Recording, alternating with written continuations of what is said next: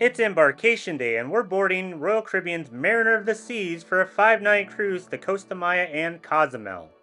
We're very excited to experience and share everything this ship has to offer, including our excursions in both ports. But first, we're in Galveston, Texas, Mariner of the Sea's current home port. We drove down to Galveston a day before our cruise to take in some sights and, of course, food that this port city has to offer. Galveston is roughly a 5-hour drive from us from where we live in the DFW area, and by the time we got onto the island, it was lunchtime, and we were very hungry. And since Galveston is known for seafood, we wanted to try some, so we went over to a little place called the Cajun Greek for lunch. The Cajun Greek is located close to I-45 as soon as you get onto the island, and they've been in Galveston for about 25 years.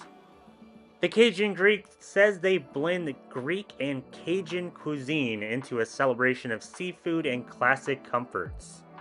And the one thing that Nicole and I really wanted to try while we were here, since it was lunchtime, was some po' boy sandwiches. Po' boy sandwiches are supposed to be very simple and good, and I got the shrimp po' boy, which has fried shrimp, tomatoes, lettuce, tartar sauce on a garlic French loaf. And it was very good. I also got a side of hush puppies to go with it, which I love hush puppies. Nicole got the boudin sausage po' boy, which has boudin, lettuce, tomato, and a chipotle sauce, which was actually really good as well. The boudin was really good. We even had it as an appetizer. It was some of the better boudin that we've had. Overall, we liked our meal at the Cajun Greek, though it was kind of expensive. For a drink, an iced tea, 2 po' boy sandwiches, and an appetizer, it was $75, which is kind of a lot for just a quick lunch. After lunch, we made our way over to Seawolf Park, which is in the eastern portion of Pelican Island in the northern section of Galveston. Seawolf Park offers one of the island's most popular fishing piers, picnic sites, and playground for kids. The park is also home to the Naval Museum, which is one of the reasons that we wanted to come over here. It costs $10 to park at Seawolf Park, and it's by carload. You don't have to worry about if you have 6 people in your car or 2. And then there's the Galveston Naval Museum, which costs $14 per person to go into. The Galveston Naval Museum includes a World War II submarine, the USS Cavallo, and a World War II destroyer escort, the USS Stewart. Nicole and I went into the submarine first, and I will say, Nicole is 5'1", and some of these openings and stairwells and some of the watertight locks in between different sections of the sub were so small that even she looked like she was too big to fit through these openings. Inside the sub, you're able to walk through several different sections of the sub, including the bridge, the engine room, the galley, the torpedo bay, and of course the living quarters of all those that served aboard this submarine during the war. This museum ship was incredibly well preserved. It felt like you were walking through what it looked like in World War II when it was in active service. After the sub, we walked across the main walkway, and then we went over to the USS Stewart, which of course is the destroyer escort ship. Again, this museum ship is incredibly well preserved. It feels like you're walking through a living time capsule from World War II, and you get to see all the ins and outs of how day-to-day life was on one of these ships during the war.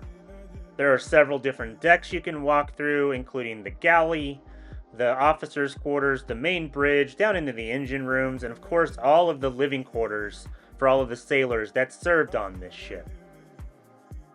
There was another reason why we wanted to come all the way out to Seawolf Park, and if you sailed out of Galveston before, you would know that the ships sail right past this park on their way out to sea.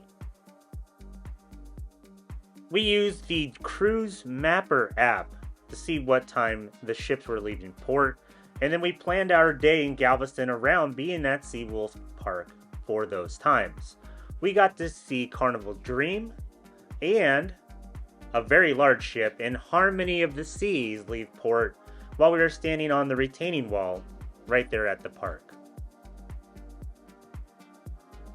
After we were done at Seawolf Park, we drove all the way to the other end of the island and parked along the beach so we could walk along the seawall, the beach, and hopefully go to the pleasure pier. The Galveston seawall was built in the early 1900s as a response to when a hurricane did some serious damage to the city of Galveston. It is about 10 miles long, and there are a ton of shops, restaurants, and of course, the beach and the pier are here. Nicole and I walked along the seawall all the way from where we parked, and it was a busy day, so we parked pretty far away, all the way to the pleasure pier. When we got to the pleasure pier, we checked out the pricing, and it was $30 per person for the rides, or if you just wanted to walk the pier, it was $10 per person. We didn't really want to spend that much money just to walk the pier, so we decided to go do something else.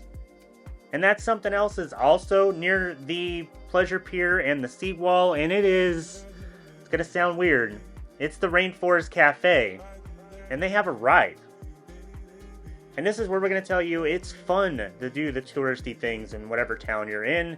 It doesn't matter if you're going to McDonald's in France or going to medieval times in your hometown. Some people might look down on it or be kind of snobby, but overall, they're there for a reason. And a lot of times that reason is it's a fun experience. So do the touristy thing.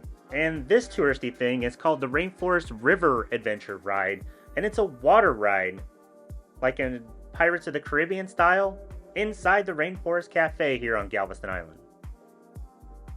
This ride costs $10 per person, and it's basically set up that you're going through a rainforest in one of these little raft rides.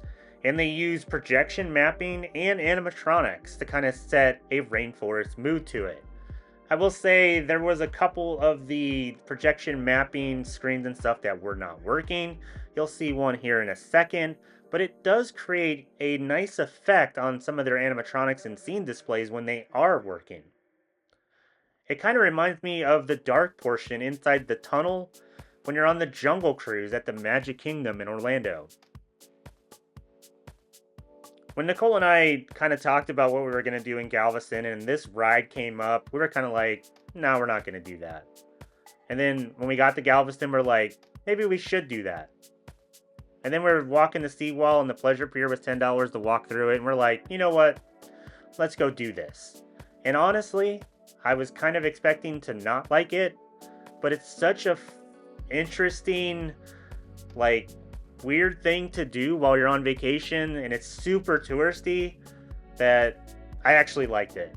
I would probably do it again, especially with a group of friends, and you're all in the same little ride vehicle, the same raft together. It would probably be a lot of fun. Nicole and I actually enjoyed this river adventure ride a lot. It's not as good as Disney, it's not as good as Universal, it's probably not even as good as like a ride at Six Flags or SeaWorld, but we had fun. The projection mapping was something new that they added, and I think it made probably a very kitschy, boring ride into something that is kind of interesting. I think the kids would love it too. So go eat at Rainforest Cafe, have a couple margaritas, and then jump on the river adventure ride. You'll probably have a really good time on your vacation. I think we're going to recommend it. We enjoyed it. Probably will do it again. Maybe one of these days. Not our next trip to Galveston, but maybe if we have other friends going with us and sailing out of Galveston. So, yeah, thumbs up. We liked it. Our next stop on our tour of Galveston on our day before our cruise is going to be the hotel that we checked into, and that's the Tremont House.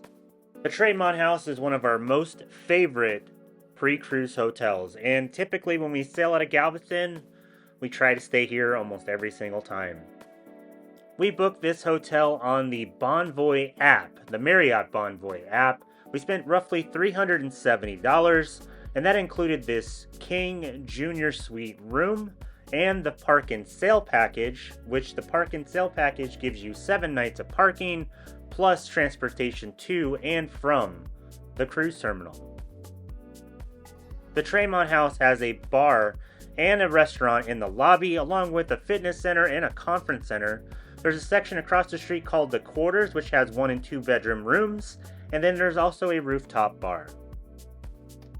The Tremont House is a clean, comfortable, and very pretty hotel, and we absolutely recommend this hotel for any stay where you're going on a cruise out of Galveston. It's even walking distance to restaurants, the entire Strand District, and of course the cruise terminal.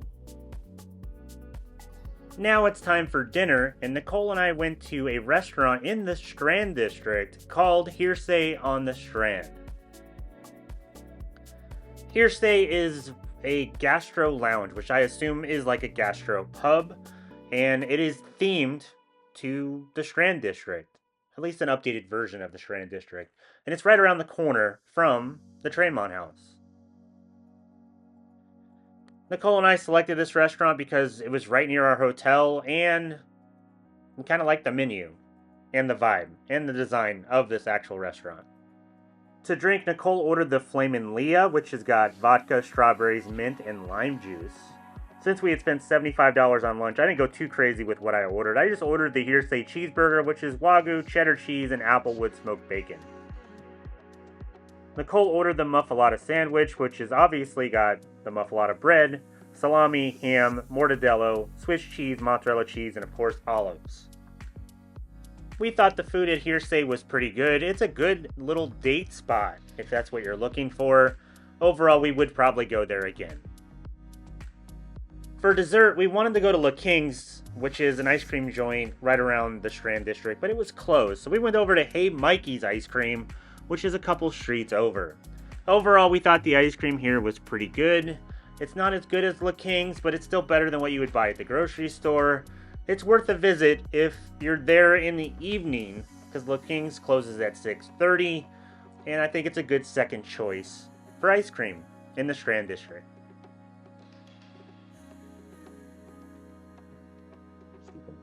We had an amazing day in Galveston, Texas yesterday.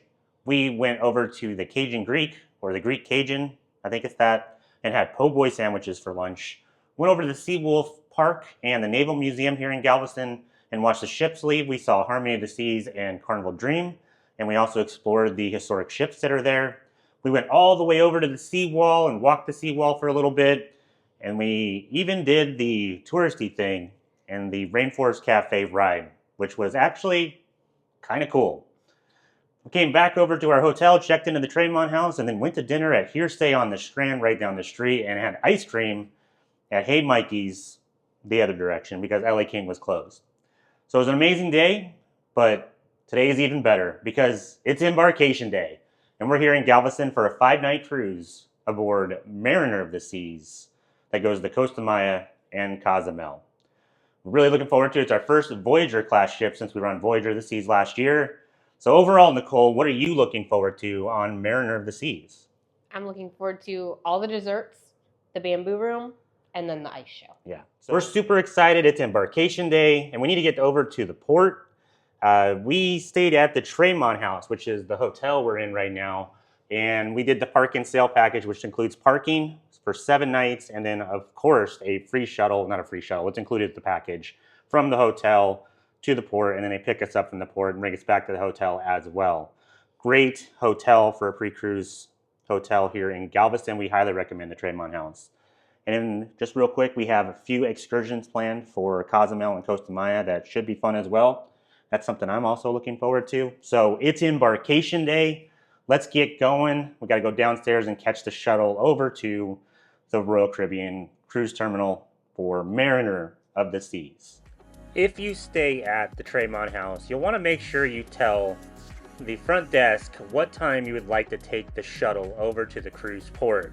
They have usually 3 or 4 different time slots, and they go pretty quick. We chose the 10 a.m. time slot, and that's of course when we decided to go over to the cruise port. It's a short drive from the Tremont House over to Royal Caribbean Terminal in Galveston. Of course, Royal Caribbean has a brand new terminal. It's been open for a couple years now, and it is absolutely gorgeous. It's very similar to the terminal in Miami, Florida, if you've sailed out of that one, but it is exclusively for Royal Caribbean. We arrived at the port shortly after 10 a.m. and then had to go through security. Luckily for us, the security lines were not long, and we were through security within 10 minutes, and then we were ushered over to a waiting area. And within the waiting area, Royal Caribbean will make announcements that they're going to release people onto the ship in different waves. They started with the key, and then they started going down based on your crown and anchor status. So Pinnacle, Diamond Plus, Diamond, and then so on. We are Diamond members with Royal Caribbean, so we were on the ship and through the lines pretty quick. I would say from the time we got in line at security all the way until we were walking towards the gangway was maybe 20 minutes total. About 45 days before your cruise will be check-in. So you go onto the Royal Caribbean website or the app and you'll input your passport or birth certificate or driver's license information into the system and you'll get a check-in time. Our time on this cruise was 10:30 a.m., which is why we arrived at the terminal at 10 a.m. Royal Caribbean wants you to stick to your check-in times for the terminal to kind of alleviate traffic there, so be mindful of what your check-in time is. So we just got on the ship and we need to go to our muster station. When we're on lock, it's right here. It's right next to the gangway. So we're gonna walk over there, we're gonna do our muster station, then we'll go into the ship and see how Mariner of the Seas is. On embarkation day, you'll get an alert in the app to complete the safety videos, including the emergency horn, and it'll give you some do's and don'ts of what to do in terms of safety on your cruise. It'll also tell you the location of your muster station. The muster station is a required safety drill that all passengers have to go through, and the cruise ship cannot leave until all passengers have done their muster drill, so it makes sense to do it as soon as you get on board so you can get your vacation going and not have to worry about it. After our muster drill was done, which is as simple as them scanning your SeaPass card, and then they kind of explain how the life jackets and stuff work, and if you have any questions about safety, they can also go through that. Then you can get on the ship and get your vacation going. You can explore the ship, you can get some food, maybe a drink.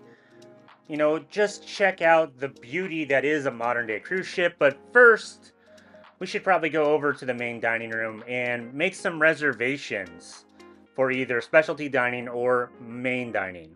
The first thing that I needed to do was actually make reservations for Chops, which is a specialty dining restaurant for lunch, because I couldn't do it before I got on the ship. And the cool thing is, they always have reservations when you get on the ship. So we made reservations for Chops, the steakhouse, for lunch for day 5. And in the same area, right there at the main dining room on deck 4, you can talk to the head waiter or the maitre d' and actually make reservations for my time dining if you're doing my time dining. We like to make reservations and talk to the people at the main dining room because of 2 things. 1, you can get a time for all 5 nights of your cruise and you don't have to wait and stand in the standby line. And 2, you can even pick your table, which is what we did on this cruise.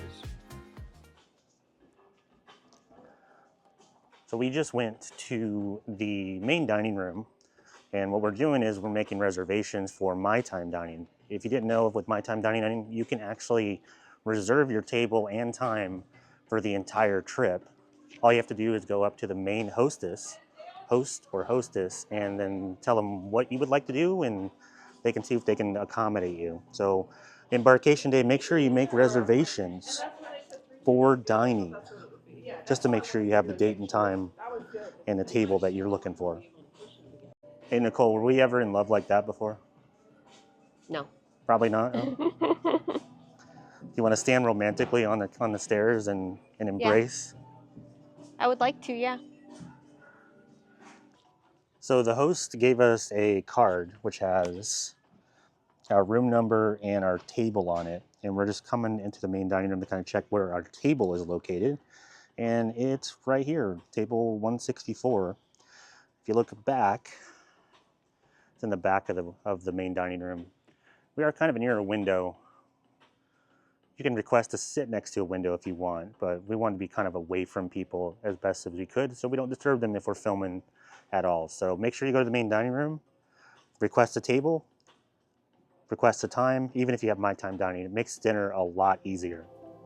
Mariner of the Seas is a Voyager-Class ship, and if you didn't know, the Voyager-Class ships were the first ships to have an ice skating rink on them. This is the world famous Studio B, and this is where the ice rink is located. This is where they do the ice show, they do free skate, they do laser tag, they do game shows like Crazy Quest. The nightclub is in here. Make sure you check the Royal Caribbean app to see all the events that are going on in Studio B on your cruise. So we just did dining reservations, which is one of our must-dos for Embarkation Day. Normally, if we were on a Quantum, Icon, or Oasis class ship, we would also tell you about making reservations for shows and activities. But since Mariner of the Seas is a Voyager-Class ship, there are no reservations for the shows because the venues are supposed to be big enough to accommodate the number of people that are on these smaller ships. So normally we would say make reservations for the ice skating show, which we are in the world famous Studio B right now, and then some of the stage shows and the aqua theater. But since this ship doesn't have any of that and there's no reservations, just add them to your calendar on the Royal Caribbean app so you just don't forget, and they will send you alerts when it's close to showtime. Make sure you show up early so you get a good seat. We cannot wait for this ice skating show. I know that's Nicole's favorite thing and a must-do for this cruise. Right, Nicole? Right. The Royal Promenade is located on Deck 5 on Mariner of the Seas, and the Royal Promenade is like the main mall on your cruise ship. There's shops, restaurants, bars, you name it, it's probably on the Royal Promenade. They also even do parties on the promenade, like the 70s party. So make sure you check out the Royal Promenade. It is one of the main areas of your cruise on Mariner of the Seas. So you can always find Nicole where they have purses and charms at. So I was walking the other direction, turned around and she's gone. And of course, she's next to the purses, which I don't is know where what you're talking Nicole about. always is next to. I don't know what you're talking about. And on Deck 4 in the Centrum area is the full-fledged licensed Starbucks location. Here you can get any of your favorite Starbucks drinks. Just remember that your drink package does not work at this kiosk, and if you wanted a specialty coffee with your drink package, you'll have to go over to Cafe Promenade on Deck 5, or the Windjammer. If you want to know more about coffee on your Royal Caribbean ship, we do have a video on it. We'll link that in the description below. Dance party. This is where you spin. You roll around on the floor and you spin. It means you need a break dance going down this section. Their little atrium display isn't as... No, I thought Voyagers and Navigators was better. Yeah. So Nicole, what do you think so far of Mariner of the Seas? So far, it's smaller, but it seems nice. It only feels smaller because we've been on Icon and Utopia recently. Yeah, probably. It's hard to believe that this was once the largest cruise ship in the entire world, and now it's about half the size of Icon of the Seas and Star of the Seas. So if you've never sailed Royal Caribbean before, or any cruise line, you should know that your rooms are not ready when you first get on the ship. We got on the ship around 10:30 a.m., and the rooms are not going to be ready until 1 p.m. So you do have to carry around your carry-on bags, like Nicole's purse and my backpack, until the rooms are ready. If you have the key, they'll allow you to drop them off early. But we have to carry them around. Nicole and I don't usually take elevators on our cruises because we like to burn off those extra calories, and it kind of avoids all the traffic around the elevators. Who else is Team Stairs out there? So one of the big things that we always recommend on Embarkation Day is to go to the open houses. That includes the gym, the spa, and of course the kids club areas. So right now we're in Fuel, which is the teens club on Mariner of the Seas, and it doesn't look like they've updated it since 1999. But it is a place for teens, and if you're a parent and you want to see if these areas are right for your kids, they have an open house on Embarkation Day. So you can go in every single one of these kids club areas, from the teens area all the way to babies and tots, so you can see what they offer, activities, and if it's right for your kids and family. We're going to check out the rest of the kids area just to kind of see what's here, and then we're going to go over to the spa and gym because they also do open houses, and you can see what the spa has to offer on Embarkation Day if there's anything that you want to try on your cruise aboard Mariner of the Seas. The kids clubs on Royal Caribbean ships are sorted by age, so like the one we're in right now is the Voyagers Club, and it's for kids ages 9 to 11. Inside these rooms, they do tons of different activities. They have games for the kids to play, video games. There's even things that are special events, like doing a kickball contest or a basketball shooting contest that they do with certain groups of kids over in the sports court area. But we highly recommend, if you do have kids, to go to these open houses and just see what they offer and if it's right for your family.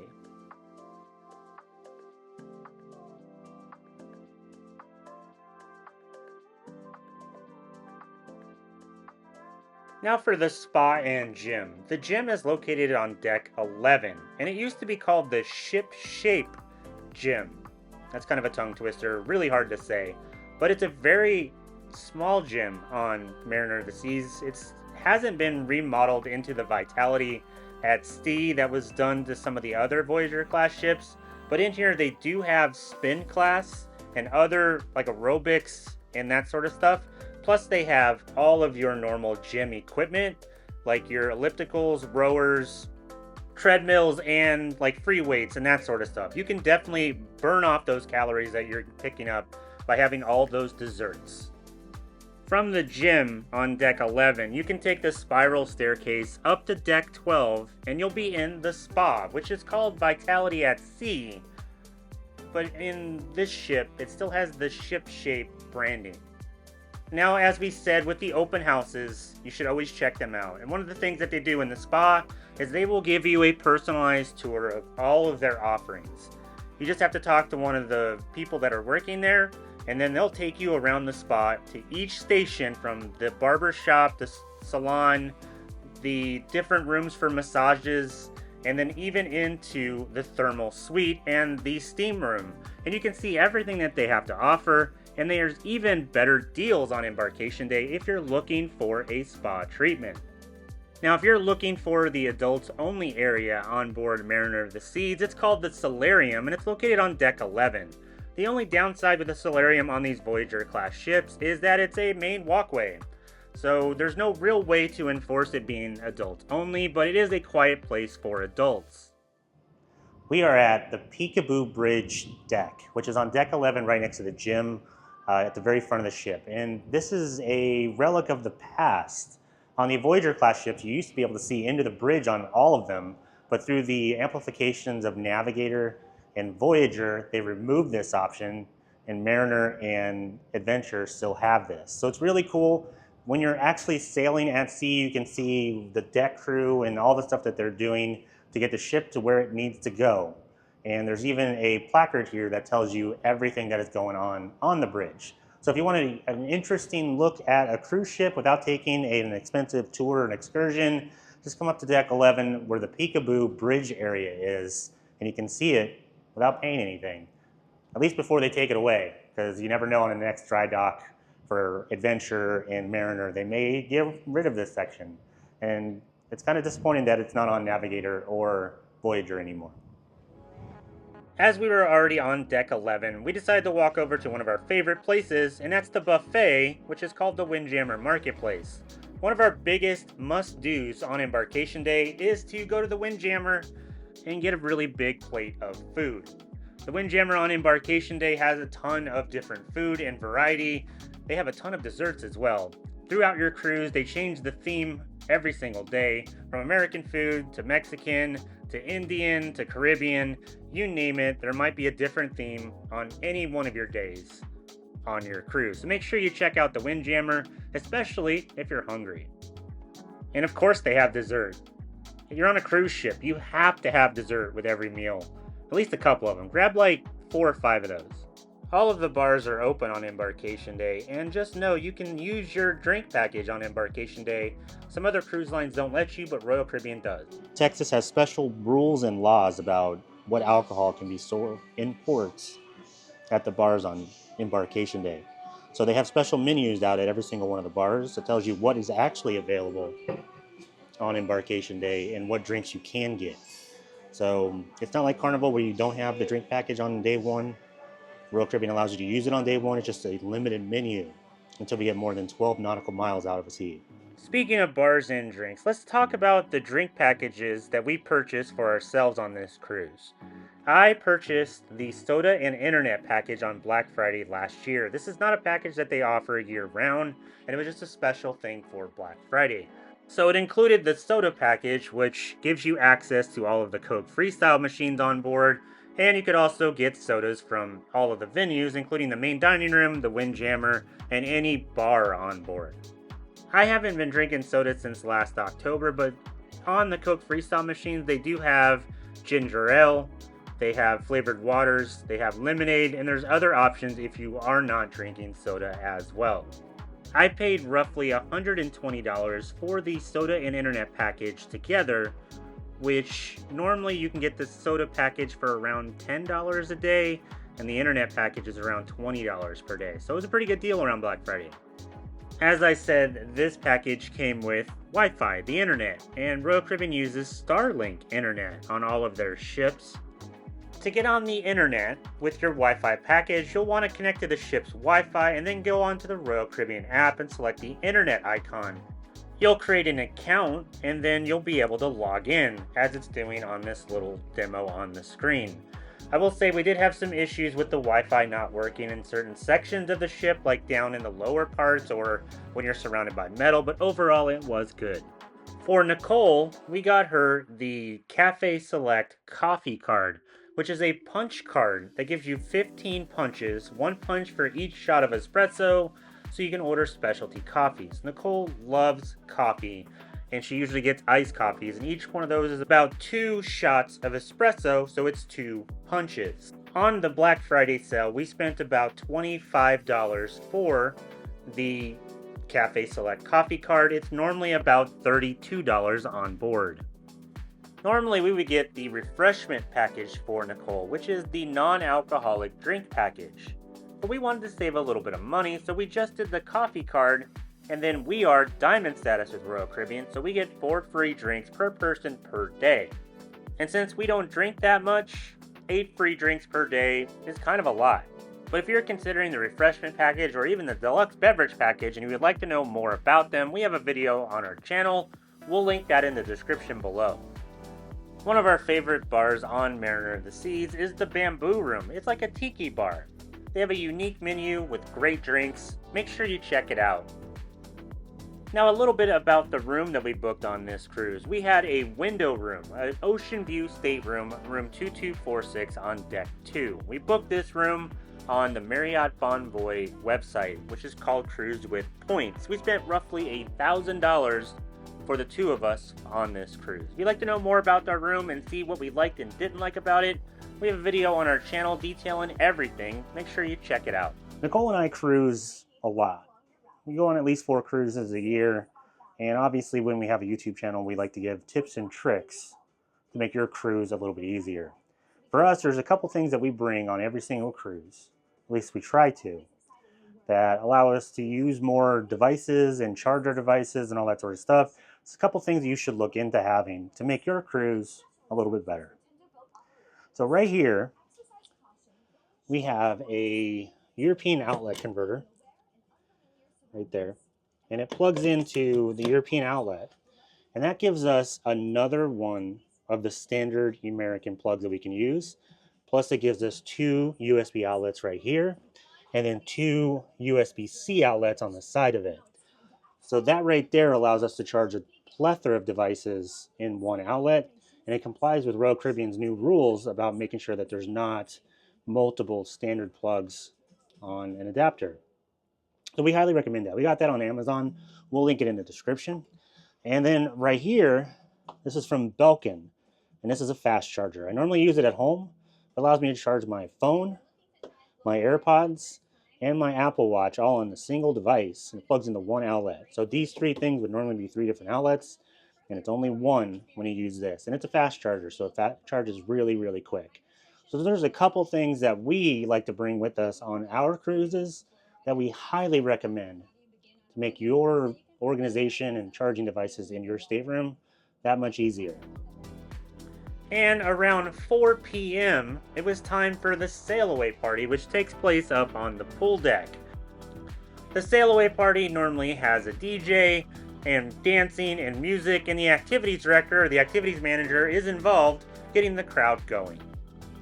Sailaway from Galveston can be pretty, but it is also an industrial port. The good thing is the Royal Caribbean terminal is a little bit further down the line and away from a lot of the industrial area. You do pass where we were yesterday, on our travel day in Galveston, which is the Seawolf Park and the Galveston Naval Museum. So if you're wondering where we were standing when the ships were going by, it was right there, on that little walkway right in front of the park area. The pool deck had a lot of people on it, but the Sailaway party wasn't as crazy as it was when we were on Carnival Jubilee 2 months ago. We suggest on Sailaway keeping your eyes on the water because there are normally dolphins around where Royal Caribbean docks at. We only saw a couple this time, but on some of our other cruises there were a bunch. A couple years ago, Royal Caribbean decided to go green with its cruise compasses. So in your room, you're going to see this little card that has a QR code on it. So you can download or look at the cruise compass online, or you can look at it on the Royal Caribbean app. If you still want the paper cruise compasses, all you have to do is let your stateroom attendant know, and then they'll deliver them to your room every single day. We like the paper cruise compasses because it allows us to kind of document our trips and have a keepsake or an easy souvenir. So we have all of them from all the ships that we've ever sailed on and all the cruises that we've sailed on, so we like to keep those. But just know that if you want the paper ones, you will need to contact your stateroom attendant and have them delivered to your room. Sometimes you can get them at customer service, but usually it's only through the stateroom attendant. The Royal Theater is located on decks 3 and 4, and it is the main performance venue on board Mariner of the Seas. It is a very, very large venue, and on Embarkation Day, starting at 7 p.m. and then at 9:30 p.m., they have comedy. The comedian on our cruise was Dylan Mandelson, and he is very funny. We saw him on Icon of the Seas last October, and on the Embarkation Day show, it is family friendly, so he does a different show than he does later in the cruise. We really like Dylan Mandelson, and we suggest seeing him if you have him on your cruise on the Embarkation Day comedy show, which takes place in the Royal Theater. We mentioned some of the stuff that we bring on board, like our adapter, European adapter, and our wireless charging pads and all that stuff.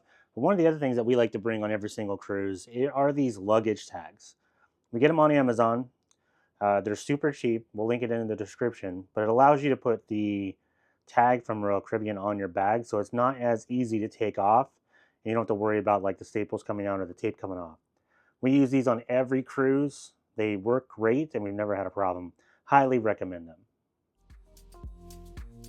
It was time for dinner, and we had reservations for 8 p.m. at the main dining room that we made earlier in the day. And one of the cool things about making reservations on Embarkation Day, especially picking your own table, is that you didn't have to wait in line. So your table was going to be ready at 8 p.m., so you just could bypass both lines, the reservation line and the no reservation line, and walk directly to your table. On Embarkation Day, Royal Caribbean has the Welcome Aboard menu in the main dining room. For Nicole's appetizer, she ordered the crispy crab cake, which has creamy Old Bay sauce and a tomato cucumber salad. Nicole really likes crab cakes, and the one on Royal was pretty good. I had the classic Caesar salad, which has romaine, croutons, parmesan, and a creamy Caesar dressing. It's a Caesar salad. Can't get more basic than that. For our main courses, we both got the slow roasted prime rib, which is tender beef, creamy mashed potatoes, broccoli, sauteed carrots, and a flavorful horseradish au jus sauce. We both thought the prime rib on Mariner of the Seas was pretty good, probably some of the better prime rib we've had in the main dining room on Royal Caribbean ships. For dessert, I had the Boston cream pie, which is layers of moist cake, vanilla custard, and chocolate glaze. It was good. And Nicole got the key lime pie, which has silky and tangy key lime custard baked in a brown butter graham cracker crust. It was very tart. Dinner on Embarkation Day was surprisingly good, and we think the quality of the food was improved on Mariner of the Seas versus some of the other Royal Caribbean ships we've sailed on.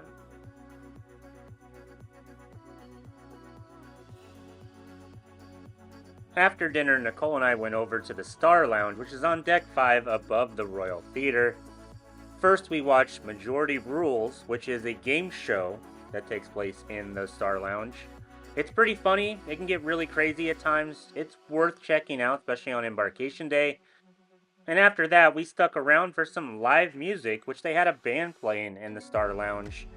After they were playing for a little bit, it did fill up in here. It wasn't this empty the entire time. It was a good show. After hanging out in the Star Lounge for a little bit, we headed over to the Royal Promenade on Deck 5. And as I said earlier, they do parties on the Promenade. And on Embarkation Day is the 70s party. So the cruise director's team, the entertainment team, gets onto that bridge above the promenade and leads the dancing and singing of your 70s classic hits. The promenade will get busy, so if you want to be a part of the singing or dancing or just the party in general, make sure you get there early so you have a spot so you can shake your groove thing, baby. Before heading back to the room, we got drinks at Bolero's, which is the Latin-themed bar aboard Mariner of the Seas. The drinks here are very good. Royal Caribbean does offer room service, especially for breakfast, and if you order a continental breakfast, it's included with no service charge. You just have to make sure you fill out the menu with what exactly you want, like pastries, donuts, fruit, vegetables, there's no vegetables, I'm kidding, juices, that sort of stuff, and then put it on your door before you go to bed. They'll pick it up and then drop off breakfast in the morning. If you want something beyond just a continental breakfast, there is a service fee and of course gratuity on top of that. And that'll wrap up our Embarkation Day for our cruise aboard Mariner of the Seas. If you have any questions about our cruise, Embarkation Day, or the day we spent in Galveston, make sure you leave those in the comment section below. If you liked this video, make sure you like this video and subscribe to our channel for more. If you need me, I'll be up in the Windjammer because the food on Embarkation Day was very good. I'm Travis. Thank you so much for watching.